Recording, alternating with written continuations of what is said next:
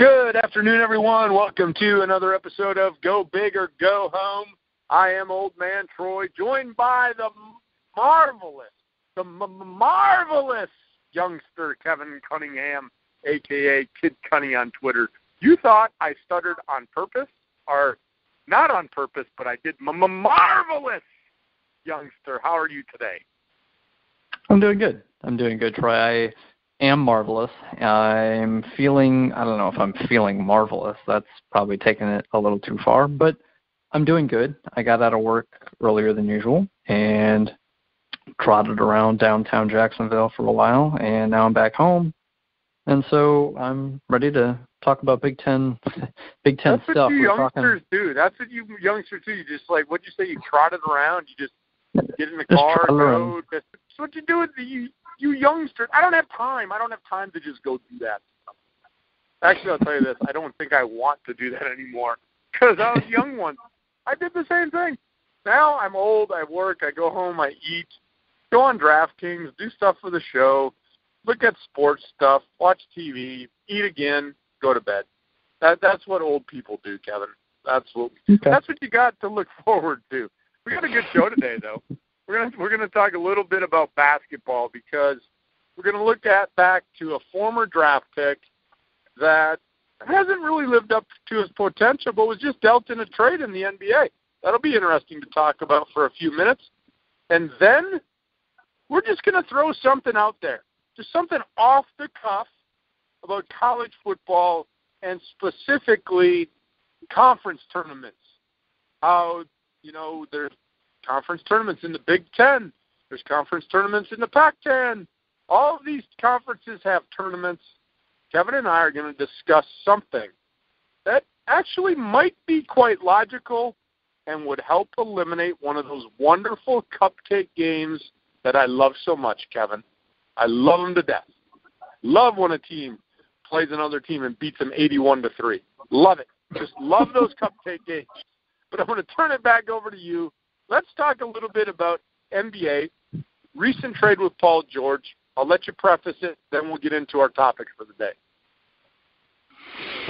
Yeah, with this trade, it basically, ultimately you're looking at Paul George, who was on the Pacers, and he gets, there are plenty of rumors about who was interested, and the Cavs and the Celtics were obviously looking to take that next step, and the Cavs obviously taking that next step to try and actually beat Golden State, and then the Celtics trying to take that next step and get on par with Cleveland and try and sniff Golden State. At least if they got Paul George, they could woo Gordon Hayward even more than they currently are. Today is Monday afternoon as we're recording this, and so Gordon Hayward is currently visiting with the Jazz, and I'm sure he's making a decision basically right now, telling the Jazz, hey, I'm gone, or hey, I would love to come back.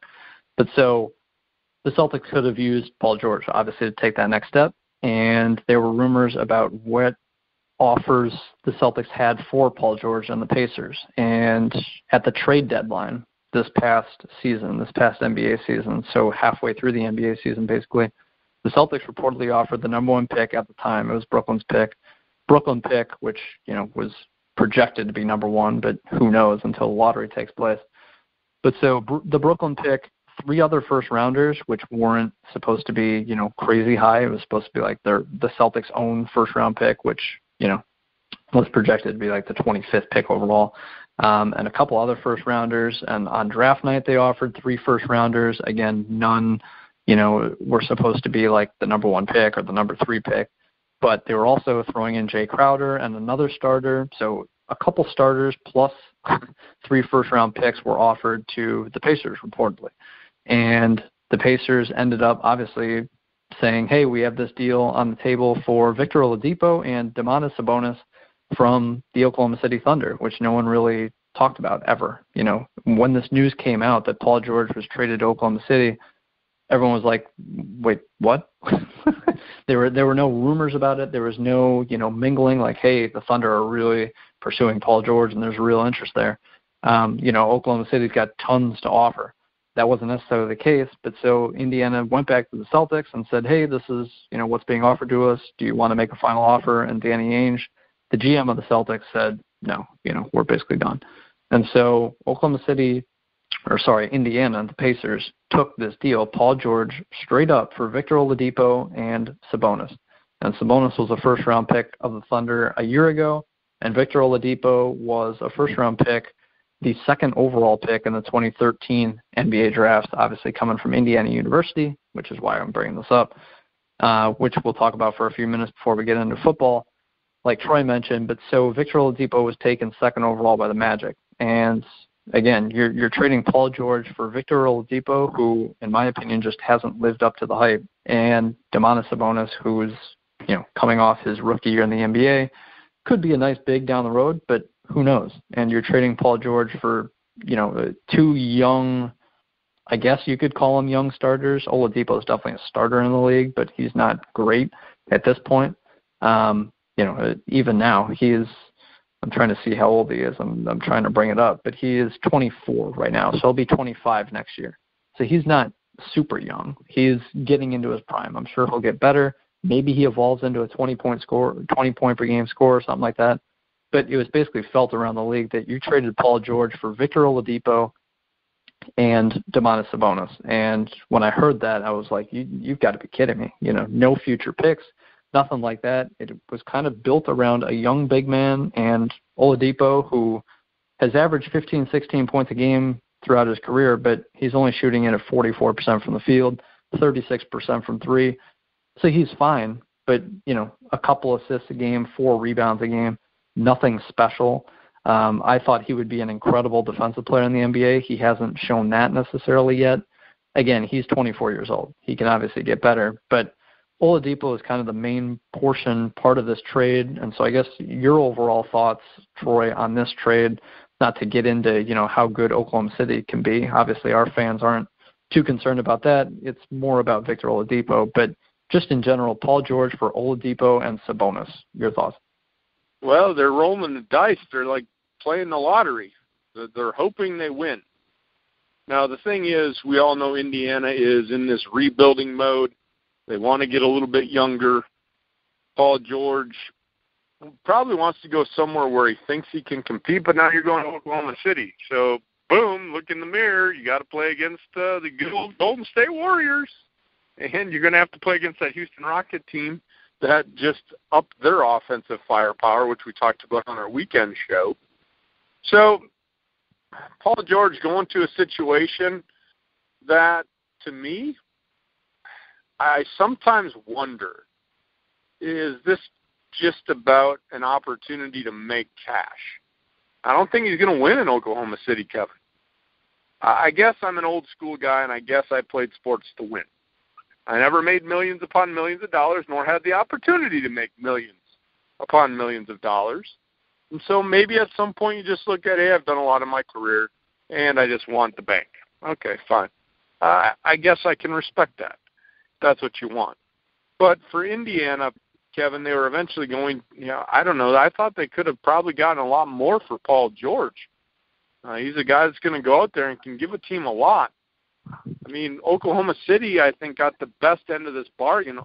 Oladipo, like you said, serviceable starter in the NBA. But when you look at serviceable starters, you got to go back to where he was selected in the draft. And when you're selected number 2 overall, you're not expected to be a serviceable starter. You're expected to take your team and lift them to the next level. That's why they call you lottery picks. But on the flip side, playing the lottery, we all know, if anybody's ever played the lottery out there, I once in a while will play a scratch-off ticket, and I'll spend my $1, $3, $5, whatever it is, and I have no idea what's under those little numbers. I could win or I could lose.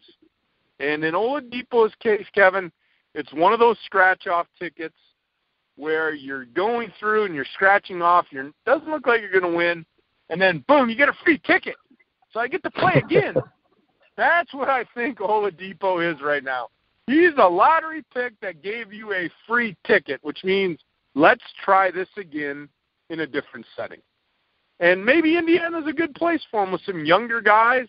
Maybe he can develop, get some other young, enthusiastic guys around him, get out of the old hem-haw of Oklahoma City. Sometimes new scenery for a player is what they need. And maybe that's what Oladipo needs. Like you said, he's still a relatively young guy. He's going to be 25. So, yeah, he could develop some more. But when you're coming out as a number 2 pick, maybe the expectations on this young man were just too high, Kevin. Maybe his value was overrated. And maybe he shouldn't have been the 2nd overall pick. Maybe he should have fell in the draft. But, again, it's neither here nor now. I mean, he was that pick. You can't change it. Can't change it. And then, when you look at this overall deal, how is Paul George going to fit into Oklahoma City?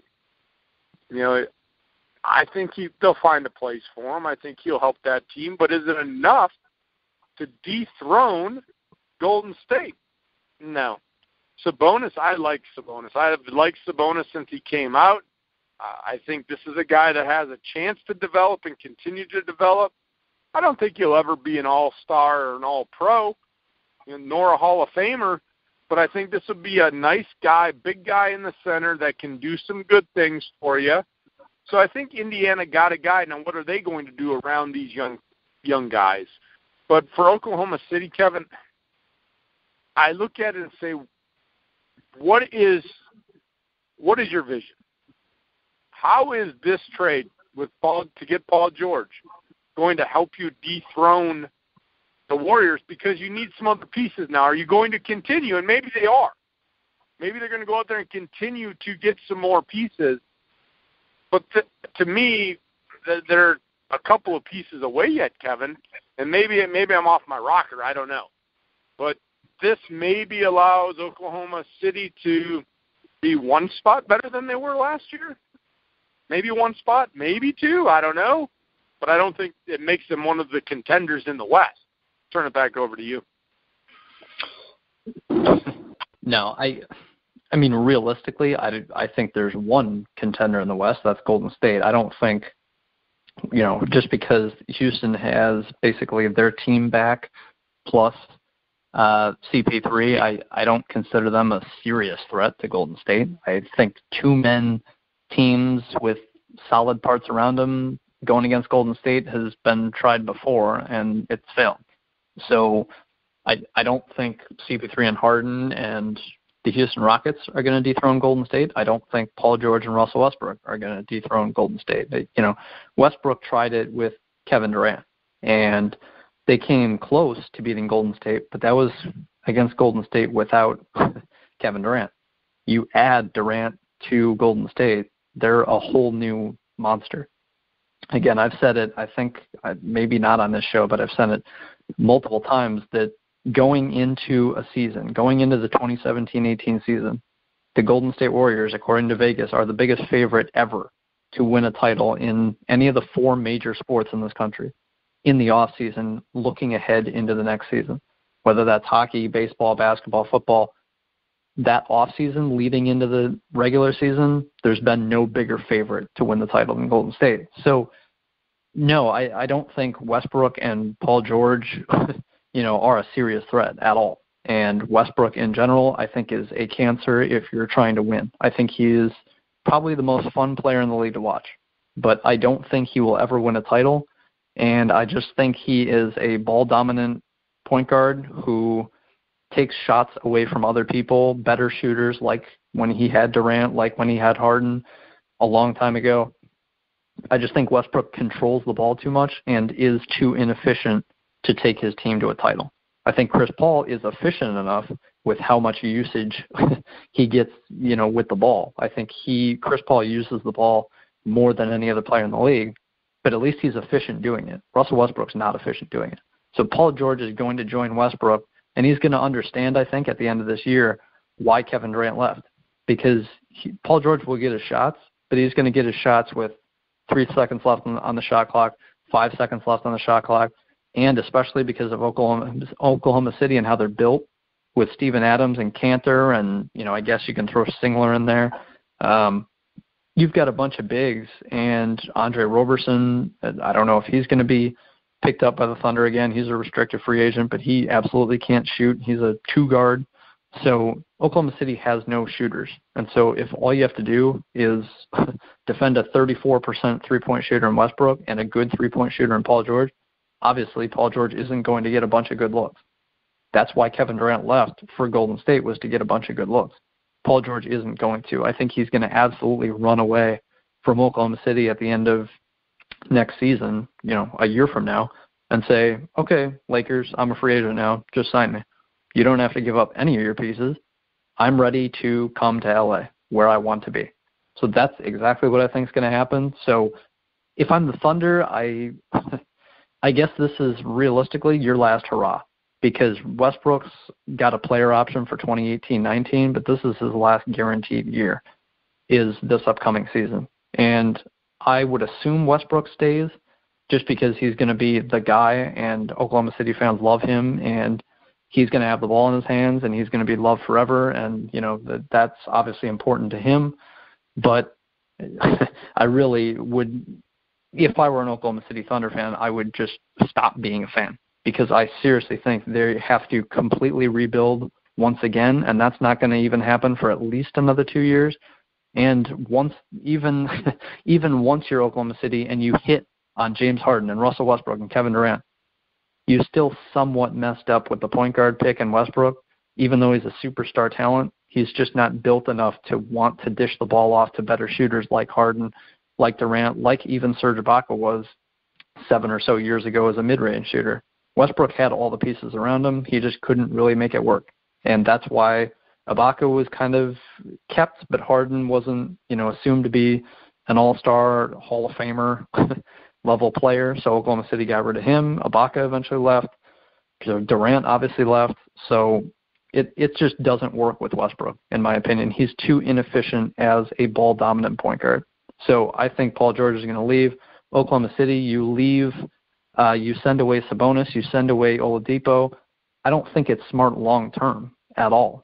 Yes, obviously you're getting better now, but I've made this case debating people with the Minnesota Timberwolves, not to get too off course here, I won't, but the Timberwolves have Andrew Wiggins, who's 22 years old, Karl Anthony Towns is 21, and you're bringing in a 27-year-old Jimmy Butler. You're signing Taj Gibson, who's 32 years old. You're signing Jeff Teague to be your point guard. He's not young. None of those players are young, so they're not going to grow with your two superstars that you already have.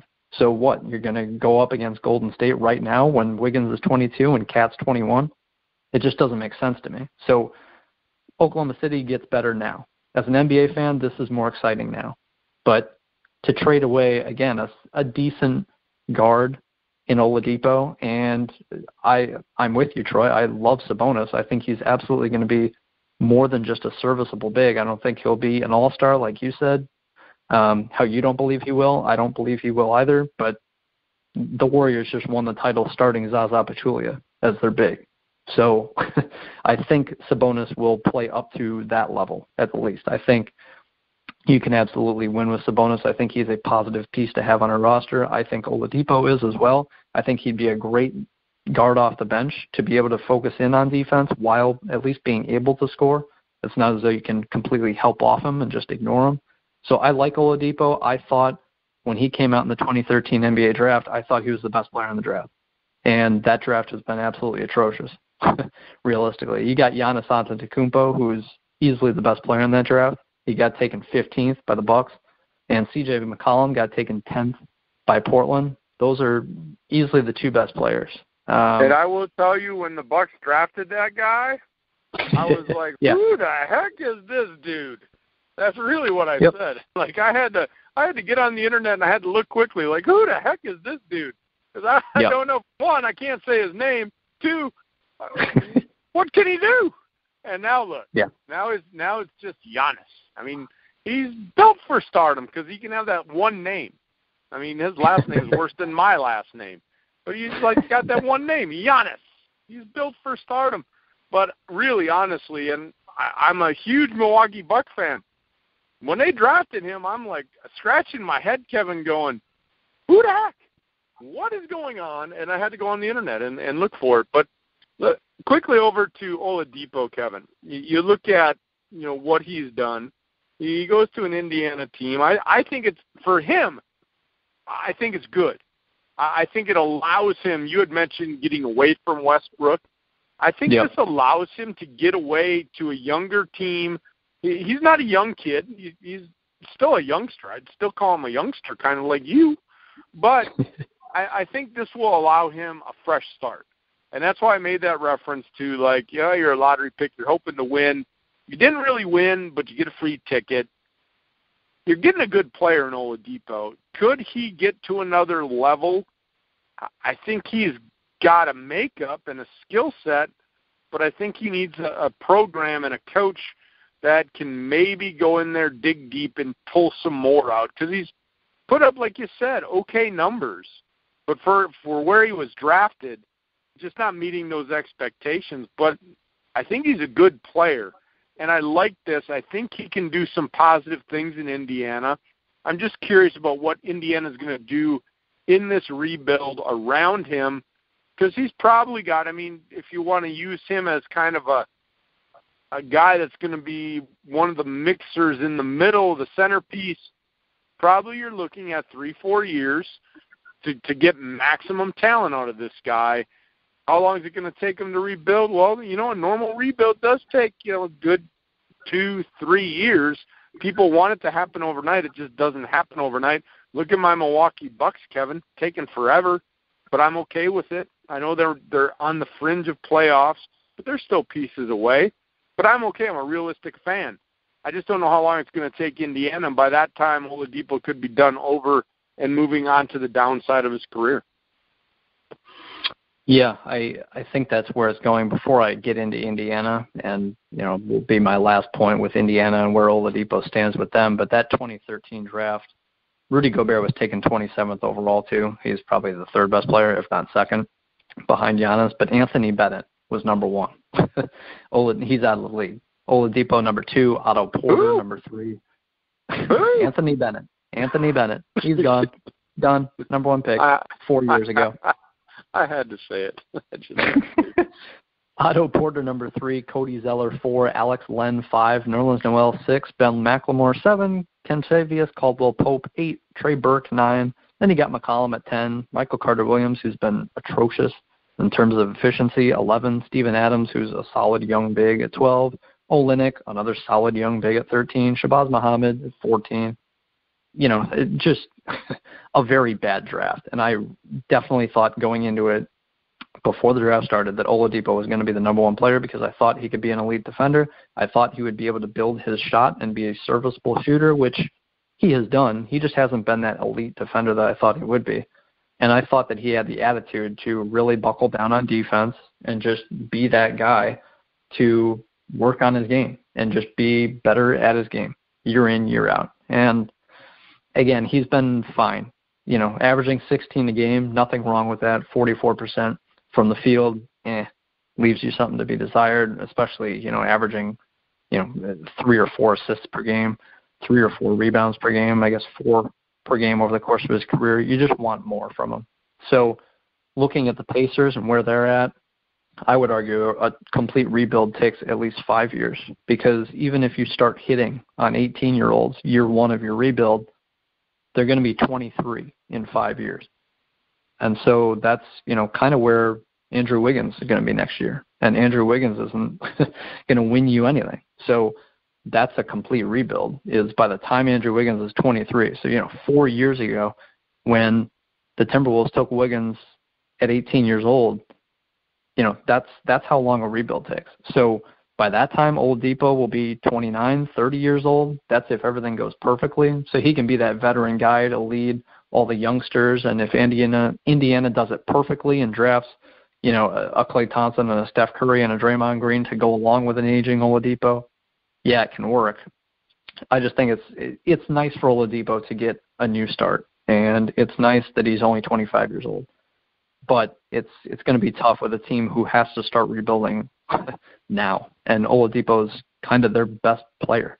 Miles Turner, I love him, but he's 21 years old. I think he's going to be a really good center, but he's 21 years old. So the team is going to be focused around Miles Turner going forward. Oladipo is going to be that veteran guard, 3, 4, 5 years from now, assuming he stays. And also the thing to note with Indiana is if all of the players said no to their player option in 2018-19 and the Pacers said no to the club options that they have on players for 2018-19, they literally have one guy signed past 2018-2019, and that's Oladipo. Nice. You want to Just talk about totally gutting out the farmhouse? There you go, there. Oh, yeah. Indiana is going to be gutting it all, and they're going to be tanking, and you bet, because they know they have nothing to work with. You got Monta Ellis, who's 31 years old, Al Jefferson, who's 32, and a bunch of young guys. Thaddeus Young, who's 29. They've got some player options. Ellis and Young do, but I'm assuming they leave because they understand that the Pacers are going to be bad, and they're going to want to be bad because they want to build for the future, mainly around Miles Turner, but getting Oladipo definitely helps. Getting Sabonis, Sabonis and Turner as your bigs. I love that going forward for the Pacers. Like I said, I think Oladipo can be a really solid guard for you going forward, and especially as a sixth man, if everything pans out perfectly, I think that would do wonders for him. So it's going to be rough if you're a Pacers fan these next 3-4 years, really. But it'll be exciting to see what Sabonis turns into. It'll be exciting to see what Turner turns into. And Oladipo making $21 million a year through 2021. That's, it'll be interesting to see how this complete rebuild goes, because that's where the Pacers are going, and Oladipo is going to be leading it. Yeah, I mean, it is one of those things where you just have to see, and that's why I thought they could have got more for Paul George. I thought they could have got some of those draft picks to try and build and help the rebuild, but they went with two young players. And like we said, I like Sabonis. He's a good piece to have there. Miles Turner will do some good things in this league, but you got to get pieces around him. So let's move forward, Kevin. We're not going to stay too long on this topic. It's a quick topic. We kind of brought it up. But college football, before we know it, will be here, and then that's what will definitely take over our show every week, college football. I actually can't wait for that. But as we were talking, we kind of came across something. Well, we didn't really come across something. We were like, well, what would be an interesting topic? What do we want to discuss to kind of stir the pot? And, Kevin, one thing that I have no problem with conference championship games. I know some people do. I don't. But I do have a little bit of, I don't even want to say a concern, but it's like maybe a little bit unfair at times. And we can go right back to the Big Ten last year. And you look at Penn State, Michigan, Ohio State, all in the same division. Only one of them can play for the Big Ten championship. Were all three of those teams capable? My answer is, yeah, that they very well could have been.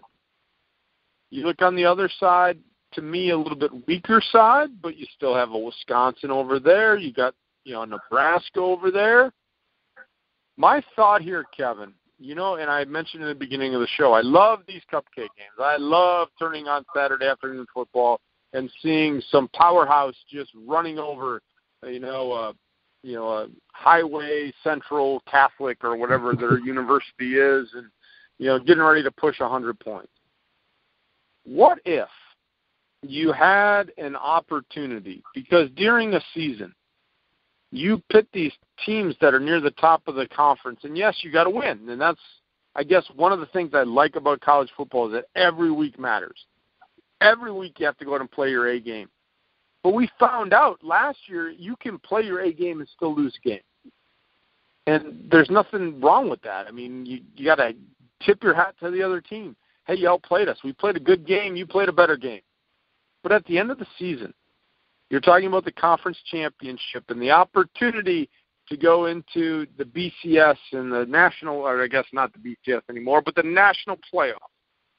What if these major conferences, Kevin, instead of taking their two division winners and pitting them against each other, would take the top four teams? And I know you had mentioned something. You'll probably throw it out when you talk. My thought is take 1 and 2 from each division. Pit 2 against 1 2 against 1. Let them play a semifinal game, then a championship game. Because I understand you got to go through the season. However, when you look at all these conferences and all the power conferences, you don't play every team one time. Some teams are playing teams that didn't play another team. We talked about Wisconsin's schedule briefly a couple of weeks ago. They're not playing every team in the Big Ten, Kevin. So, okay, they sit atop the conference. Maybe they had, and I air quote, easier schedule than a Nebraska, but maybe Nebraska's a better team because maybe Nebraska played Wisconsin and Wisconsin happened to win on a late field goal because I believe that game's at Nebraska next year. That's always a tough place to play. But does that mean Nebraska's not a good team and shouldn't have a shot at that conference championship? My answer is no. Take the top 2 teams. Where you're going to run into problems, though, is that tiebreaker. And, okay, now all of a sudden, well, the third-place team, because I can already hear people listening, Kevin, going, well, if you're going to go to 2, you might as well go to 3. Well, then you just have a tournament the whole year. But I really think there is a legitimate thing to think about taking the top 2 teams. Because, again, last year, Penn State, Ohio State, Michigan, 3 quality teams, only 1 could play in the Big Ten championship. My thought here is at least you get 2 of the 3 good teams to have a chance. On the other side, okay, you have 1 and 2. But it does give that second-place team kind of that revenge factor to be able to go into a game and say, you know what, you got us once, but we're going to get you this time. And I mentioned it to you before the show. Penn State, Ohio State. If they played, let's say, 5 times, Kevin, last year's Ohio State team beats Penn State probably 3 out of 5, maybe 4 out of 5. 3, some people can argue, well, Penn State might win twice. Okay, I'll give them that. So that means Ohio State wins 3 out of 5. I look at it from this standpoint, Kevin, where this just gives more opportunity for these young kids to play on a bigger stage. And there's some excitement to that. I guarantee people are going to watch a semifinal game for all these major conferences, 2 versus 1. It's not going to be viewership, and I guarantee there's going to be companies that want to sponsor that. It's more money, probably more money than these cupcake games in the beginning of the season. So get rid of one of the cupcakes in the beginning and add that second game at the end of the year to your conference championship. That's all I got. Turn it over to you. What are your thoughts, improvements, suggestions, your thought on conference tournament playoff time? The last point you made was perfect, and it's about money for the NCAA. And so if you're a Big Ten fan, which if you're listening to this podcast, you probably have some affiliation with the Big Ten. You like some team, you like the conference in general, you're living in Minnesota, whatever the case is, you probably follow Big Ten football. And if there is a number 2 versus number 1 in your division, say you are Wisconsin or you're an Iowa fan or you're a Nebraska fan last year. Hey, you get that second shot at Wisconsin. Wisconsin went 6-0 in their division. That's cool. They obviously proved they were the best team in the Western Division a year ago. That rarely happens. It's not usual that Penn State, Ohio State, Michigan all go 5-1 and beat each other, but usually you can make the case for 2 teams in one division and say, hey, one game was played at Penn State. Ohio State lost by a field goal. Does that mean Penn State's the better team? Probably not, just because you win by a field goal at home. That's kind of what Vegas gives home teams, is a field goal, because you're at home. So I like your idea of having an extra game, giving Ohio State another shot at Penn State, or whatever the case is, Iowa at Wisconsin last year, because, again, the schedule is not perfect, and not every team plays each other in the Big Ten or any conference. And again, just because Ohio State loses at Penn State by 3 points doesn't mean they're the worst team. I'm with you. I think Ohio State would have beat Penn State 3 out of 5 times. Maybe they would have lost to Penn State again in that little rematch for the semifinal of the Big Ten, tournament, you could call it, with the top 4 teams. I like the idea. You're only adding 1 game, and you're really not adding a game. Like you said, you're taking out one of the 3 cupcakes at the beginning that every team plays, talking about money and big time, sponsorship and absolutely, sponsors would get all over a Big Ten semifinal, SEC semifinal with Alabama, LSU, ACC semifinal. Last year it would have been Clemson, Louisville. Florida State was the third best team in the ACC Atlantic. The best team in the ACC Coastal was Virginia Tech. They were 6-2 in conference, 10-4 overall. They're fine. Pittsburgh was second in their division. Louisville was second. Florida State was third a year ago. They were arguably the best team in their conference outside of Clemson, obviously. But so, ACC and SEC alone, just looking at those two examples outside the Big Ten, I'm sure it's the same in the Pac-12. Big 12, I don't know exactly how it works because I know they're just starting to get a conference title game. I don't think they have two different divisions yet, or they are this season. I don't remember exactly how it goes in the Big 12, but point being, divisions aren't perfectly equal. And yeah, it goes in cycles, and so obviously, not every year Louisville is going to be this great team, and not every year Virginia Tech is going to be solid, not great. But I like your idea of having another big game instead of a cupcake. I think you get more money as the NCAA. You make more money as a conference. So all the teams, you absolutely make more conference money to be split amongst the conference at the end of the year because you're adding a semifinal game within your conference, including all of your fans that are interested. You're adding two more teams' interest because you have a shot at the Big Ten title game. If you are Iowa last year, now you have another game, another crack at Wisconsin. If you're Ohio State, you get another crack at Penn State. That would add, imagine all the Ohio State fans last year, instead of watching Ohio State beat Tulsa 48-3 last year, which they did, imagine Ohio State having to play Penn State again in the Big Ten semifinal round. That's the difference we're talking about here. So, and Kevin, I'll add this. Idea. Yeah. I'll add this to the idea. How the Big Ten and a lot of these conferences have the site already predetermined for the championship, that's fine. The reward for being in first place, you get to host that game. You actually get to host it at your stadium. So in your scenario, can you imagine that how that horseshoe would have been had it been Penn State, Ohio State in a Big Ten semifinal game? That place would have been shaking. The raft, the whole, whatever they call those beams that hold the stadium up, they probably would have been bending. It would have been so exciting. So you're absolutely right, because this money, if you do that, and now this is why the NCAA will say, no way in hell are we doing this, because that money would go to the conferences and go to the schools, Kevin. It wouldn't go to the NCAA. The greedy, and I'll call them that, the greedy NCAA. They wouldn't be getting that money. So they'll probably say no to it because they want the cupcake television games, which to me mean absolutely nothing. So I wanted to throw that in there. Let the first place team host that game. That's your reward for being number one in your division in the conference. You get to host the semifinal game. Then you play your conference championship at that predetermined site, which for the Big Ten is always in Indianapolis. So that's fine. But you let that first-place team host. And can you imagine that, Kevin? Just the electric stadium at the Horseshoe with Ohio State hosting that game. That would have been unbelievable.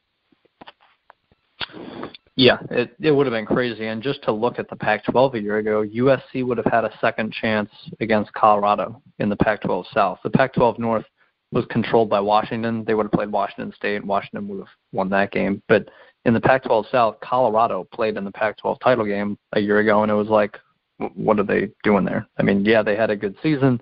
Obviously, 6-0 at home, but 10-4 overall. USC, especially at the end of the year, put up 52 points against Penn State in the Rose Bowl. Obviously, USC is a top, 5 team a year ago, especially with Sam Darnold, the quarterback. So in the Pac-12 semifinals, you'd have USC going against Colorado. I think USC would have won that game. Then you have USC against Washington in the Pac-12 title game. So it adds even more intrigue just in case there is something crazy where a team like Colorado maybe benefits from a softer schedule. I don't know exactly what happened in the Pac-12, so to say, every game. What happened with Colorado's schedule if they had a softer schedule, or if USC just blew the first, 2-3 weeks of the season because they didn't start Sam Darnold until after the first couple weeks. But regardless, even if you have a crazy outcome where some team is first and they just get blown out in the conference title game, like it kind of happens in the SEC every year, whoever plays against Alabama. But so, again, you're adding that Alabama versus LSU or a Georgia versus Florida, on the other side of the SEC. It's just more interest. Every conference is going to be for it. Like you said, Troy, maybe the NCAA isn't for it because I think the NCAA would get some money because they would get some of the television money. But you're right that this absolutely benefits the conferences more than it does the NCAA. But again, does the NCAA really profit a ton from Ohio State beating Tulsa or, even worse than Tulsa? Tulsa's a school I've heard of and can make bowl games year in, year out. But when you have, Michigan playing, and this is Hawaii, so everyone's heard of Hawaii, but Michigan beat Hawaii 63-3 to open up last year. So, you're adding a game, and it's an interesting game, and just no matter what conference you look at a year ago, it would have been interesting to have a semifinal game. So I think every conference would be in favor of it. I think every college football fan would be in favor of it because instead of, like you said, instead of 3 cupcakes, and maybe you don't have 3 cupcakes, maybe you have 2. Maybe you're Alabama and you go out and you play Michigan the first week, or you're Wisconsin, you go out and you play LSU the first week. That's cool. But instead of having 2 cupcakes, you have 1. Whatever. That's fine. If you want to challenge yourself, they might not even have to get rid of the cupcakes, because if you look at this, think of this also. Conference championship games are done, and then there's that huge break between the bowl games. Yep. I know being a former college coach and actually a college athlete, there's that time, though. I mean, you really got to look at the school schedule when students are there and all that stuff, and the academic schedule and the NCAA. But I don't think adding just another week to the season to add that playoff game would even – if the NCAA didn't want to get rid of that extra cupcake game, because not everybody would play in that conference championship series, I guess is what we could call it, you may not even have to get rid of the whole schedule. You could just add it to the end of the season because there's a long break between the championship games and the bowl games. So, I mean, add the week.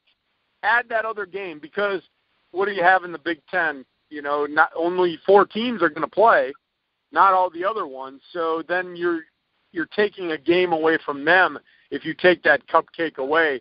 So as you were talking, I was thinking, just add another week. Who cares? Yep. I guarantee the schools aren't going to care because it's another revenue week. Again, it goes back to money. When money's involved, school presidents, their eyes will open up very wide. How much money do I get? And if it's another game, if you're an Ohio State chancellor, you're like, yeah, I'm for this because I'm going to pack the house and I'm going to make bank. So these schools are going to like it. At least I would think they would. So don't even get rid of the early season games there. Fine. Have your cupcake, play Townsend Central, and, go ahead, beat them up, because at the end of the year you can have another game that's going to mean something and make you a lot of money. So that's all I have there. Yeah, my last point with it is I'm with you. I agree with it. I mean, just add one more game. The coaches will obviously want more money for it, and this will, tie more into should the players be paid. But the coaches, if they want an extra little piece of the chunk, hey, if you make it to the semifinal round in your conference, tournament at the end of the year, conference series, that's fine. You get an extra $100,000, $200,000, whatever. Say a head coach makes $4 million throughout a season, and they play 13 games. That's okay. That averages out, say, $300,000, $400,000 a game. Okay, add $300,000 if you make the semifinal round. That's fine. TV money, dispersed throughout all the schools and everything, all the sponsorships. You're going to be making that money. I don't think adding an extra game to a coach is contract and schedule and salary is going to hurt him if he gets paid for it. I don't think the players are going to cry about playing 14 games. The players will love it, 13. Kevin. Exactly. You were an athlete. You played ball. I played ball. Exactly. I loved playing games. Now, the practice I could do without, and here's another point. What do they do between that conference championship game and a bowl game if they're eligible? They practice. So you're not telling me that they wouldn't like to have a week of practice and another game? Players like to play. They don't want to sit there and practice for 4 weeks. That's boring. I'll admit that. Sometimes as a coach, practice gets boring. And I'll say that as a former college coach. You want to get out, and not boring in the sense that I didn't want to be there. It's just like it's getting monotonous. Let's play against somebody else. In soccer, we want to go out. We want to play. We don't want to play against ourselves every day. We want to play another team. So it gets monotonous, and I guarantee these players want to get out there and hit the snot out of somebody else instead of somebody on the scout team. They want to go hit another team. So I don't think anybody from top down is going to complain about it. Maybe we're onto something here, youngster. I think so. Unfortunately, these schedules in college football are made so much in advance, and so until a rule change, say a rule change happened today because of it, and Troy and I obviously become famous because of it, it doesn't, actually take place until probably 4, 5, 6 years down the line. But that's fine. Obviously, every change has to start somewhere. But so I was looking at Penn State's schedule. This will be my last point. You were talking about, some teams having a month off in between games, and that's what Penn State had. They played in the Big Ten title game on December 3rd last year. They played USC in the Rose Bowl January 2nd. Basically a month off. Ohio State instead of Penn State played in the Big Ten title game. Okay, if that Big Ten title game takes place December 10th instead of the 3rd, so say you add that semifinal week. Say Ohio State plays December 10th for the conference title game. December 31st is when they played Clemson and got killed. So, okay, you have 21 days, 3 weeks in between games. 3 weeks instead of 4 weeks, I think that's perfectly fine. I think all of the conferences making the money because of it. You get, if you're an athlete, you get a big-time game. If you're a part of a big-time school, maybe this, helps the big-time schools even more than it does now because you get even another game that you can be on national television. And it doesn't matter if you're away from home. Maybe it helps recruits go away from home because you have another game nationally televised if you're at a big school. I'm all in favor. These networks, Kevin, would eat this alive. They would be clawing for TV rights to that semifinal game. I guarantee it, because it would be fresh meat. It would be who's going to put out the best offer to carry the conference semifinal games. And then if you're going to package in the final, these networks would be eating it alive. Yep.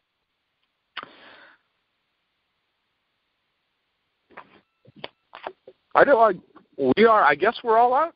We're both silent now.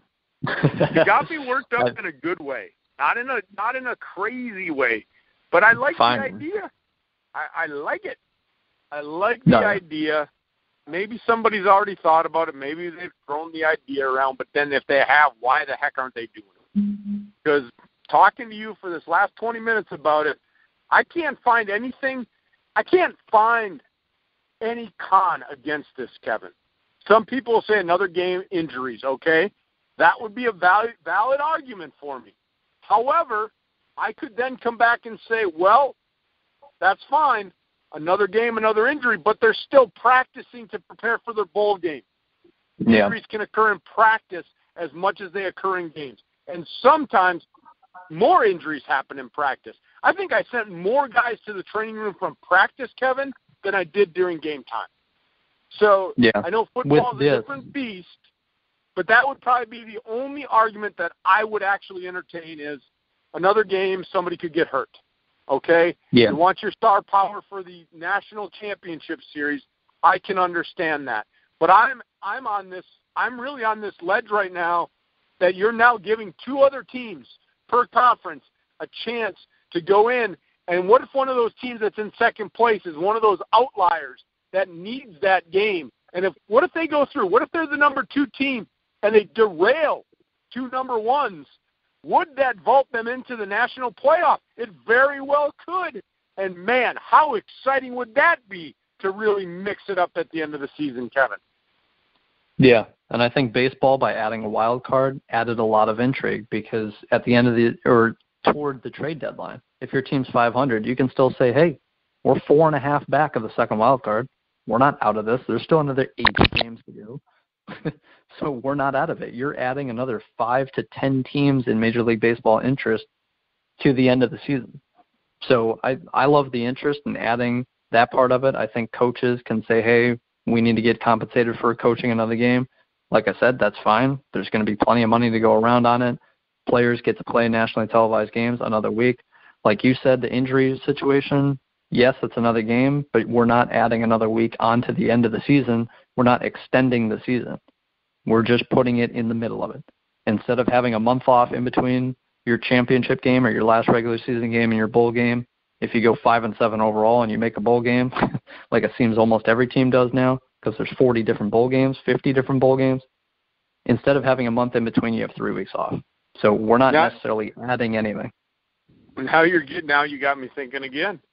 You brought up a very good point about the wild card. So how many of these conference clinching games, when has a team like an Alabama maybe already clinched the spot in the championship game with 2 weeks to go? Well, what does that second-place team really have to play for then at that point? Right. They got to play for 2 wins to try and maybe get a better bowl. But what if you got 3 teams log-jammed that could take second place at that point? How interesting is that going to make the end of the season for your conference? Because, okay, Alabama's already wrapped up a spot in the championship game as number 1 seed. Great. So what does number 2 play for? Well, they're going to play for wins because they want to get a better bowl game. But if you now add this second team, you might have a 4th-place team that's only 1 game back, and maybe they play that number 2 team. This is really going to mean something now. I mean, your games are going to mean something all the way up to the end, because I can't imagine that all 4 of these spots are going to be solidified with 2 weeks to go in the season. If that's the case, your conference probably sucks. I'll put it bluntly. I'll put it real bluntly. If you've got your top 2 already wrapped up, that means you're really, really top-heavy, and you have no other good teams in your conference. Because I think it's going to go right down then to the final week where you've got maybe number 3 playing number 2, and, man, if 3 wins, now they're vaulted into the number 2 spot. Yep. Or if 3 beats 2 and 4 is still in it and 4 wins, and there's a tiebreaker, and all of a sudden number 4 becomes the number 2 seed. I mean, I can see a lot of interesting things, and now I'm all excited, Kevin. I'm not even worked up. I'm just excited. I like it. Too bad it's not a reality. Too bad. But in my mind, It's a reality. So that's all I got. It's July 3rd, and we're talking about adding big-time college football games. And like last year, I mean, Nebraska and Iowa, and like you said, it's not even trickling down to the second, 4th best team in a conference adding intriguing games. It's potentially the 5th best team in the conference, the 6th best team in the conference, the 7th best team in the conference. If you're only a game back going into that last week and chips fall where they may and they go in your favor, hey, it just takes one upset at the end of the year for that 4th-place team in the Big Ten West to jump up into that 2nd spot and have the potential to knock off Penn State and Ohio State at the end of the year. Who knows? So I love the idea. That's all I've got. Like you said, it's got me excited. Adding another big-time college football game works for everyone, in my opinion. Yeah, we got to get this out there. I hope people. Hey, if anybody's listening to the show, go to our Twitter page at TroyRobert967 at Kid Cunny. Going to put out a Twitter poll tonight, Kevin, about this. I don't know how I'm going to word it yet, but something about adding a semifinal game to conference tournaments or conference championships. We'll see what the Twitter fans. I know people listen to our show, Kevin. You and I know that. We see the little eye on the Grueling Truth page. People do listen to our show. So go vote on the Twitter poll. And actually, even better yet, converse with Kevin and I. Give us your thoughts. You like it? You don't like it? You think we're off our rocker? Let us know. I'll tell you what, Kevin, you and I can keep going on as excited as we are about this topic, but we're not going to do that. We're going to let the fans go. Hope you enjoyed the show today. For the youngster, Kevin Cunningham, a.k.a. Kid Cunny on Twitter, I am Old Man Troy. Have a great week, everybody. We'll get back at you next week.